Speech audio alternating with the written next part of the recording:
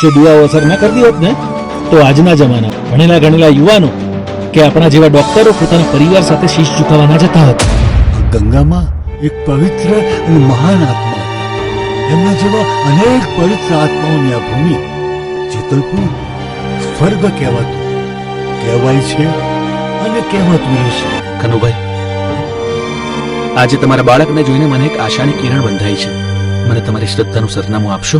હા સાહેબ, મારી શ્રદ્ધાનું સરનામું શ્રી રેવતી બળદેવજી દાદાનું જેતલપુર ધામ. હો પૂનમ થી પણ પ્યારા તમે લાગો જેતલપુર વાળા.